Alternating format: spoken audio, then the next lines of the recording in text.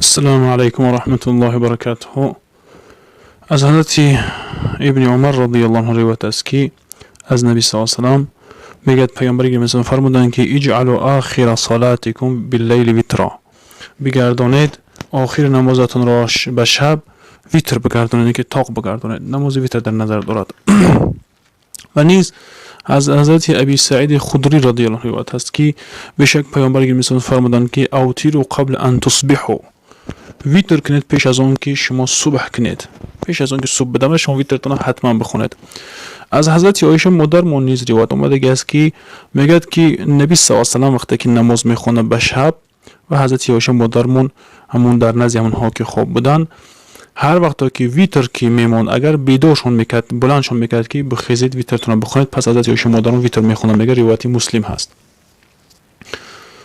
و دیگر حضرت ابن عمر رضی الله عنه نیز روایت با در ترمذی اومده که حدیث حسن صحیح میگه پیامبر گرامی فرمودند که بادروا الصبح بالوتر، شما اینه که چی پیش از آن که صبح بدمد شما اول ویترتون بخونید و نماز صبح که بامداد شما با ویتر چکنید پیشواز بگیرید.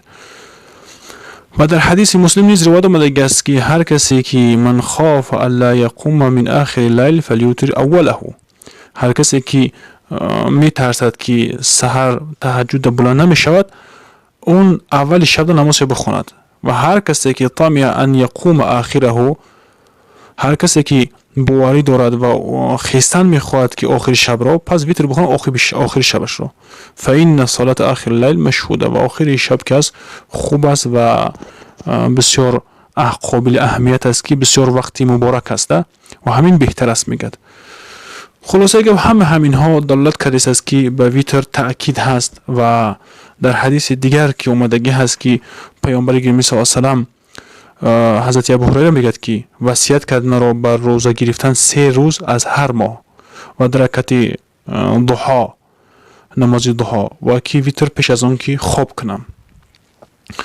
و دیگر در قول حضرت امام احمد حنبل هم هست. حضرت امام احمد حنبل چی میفرماید؟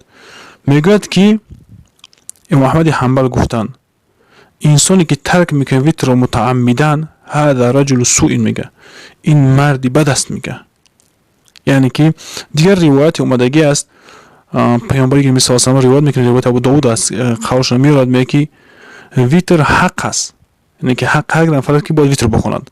پس شخصی که ویتر نمیخونه فلیس منا، میگه پس از ما نیست. میگه این چی همه علامت ها و دلالت هایی که در این حدیث ها فهمیده میشود که ویتر بسیار ضرور هست و هر کسی که ویتر اگر بتواند در آخر شب بخواند بهتر است. پیامبر میگه همین بهترین انمه است. میگه در آخر شب اگر انسان که باور داشته باشد، انسانی که باور نداشته باشه با خیستنش در نصف شب، بگیم که در آخر شب، اون بهتر میشه در اول شب بخواند. از همین قول ها استدلال کردن مذهب ما احناف که ویتر واجب هست، ویتر واجبش بودن. و هر کسی که قصداً ترکش میکند و از روی فراموشی نه، از روی خواب ماندن نه، از روی یگان چیز نه، همین که قصداً ترکش میکند، حضرت امام احمد حنبل میگه بسیار این مردی بد است. میگه و نزدی ما که هست به ترک واجب گناهگار میشه، چه که فرض انسان ترک میکنه گناهگار میشود و ویتر هم که ترک کند اگر گناهگار میشه. اما اگر پستش بشمارد، بگد که ای خیلی یک نماز بده است که یگان مشکلی نشده است گفته، اگر پستش بشمارد این به کفر میرسد این نفر.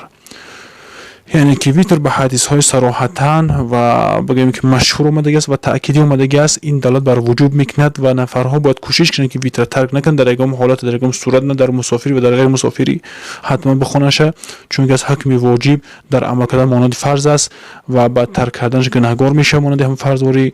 فقط همین قدر چی است که حکم فاسقی را، فاجری را میگه وقتی این کار کرد اگر از او تخفیف نباشد. اما اگر از روی تخفیف باشد، گفته الان گفتیم که حکم کفر میگیرد و عمل کردنش قدیم مثل فرض ثواب میگیرد. الله پاک عمل کردن نصیب روزی بگرداند که در آخر شب خواستن اگر بخونیم بسیار اجر پاداشش زیادتر میشود. والله اعلم و علم. السلام علیکم و رحمت الله و برکاته.